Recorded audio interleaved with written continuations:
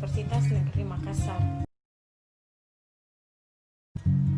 Saya akan menceritakan pengalaman kuliah daring saya, yaitu terdapat pengalaman dampak positif dan dampak negatifnya.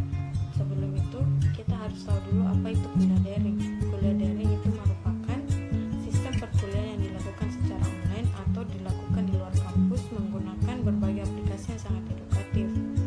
Aplikasi yang edukatif yang dimaksud yaitu seperti Zoom, Google Classroom dan lain sebagainya.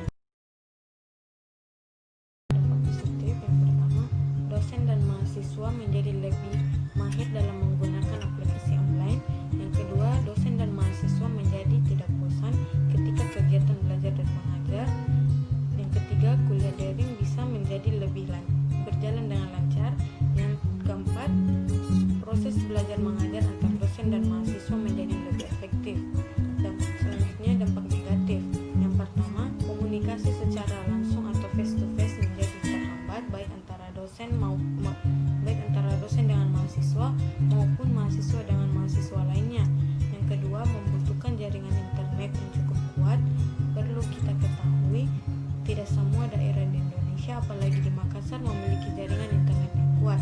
Yang ketiga, terkadang laptop atau Android yang digunakan dosen ataupun mahasiswa bisa error. Harapan saya, semoga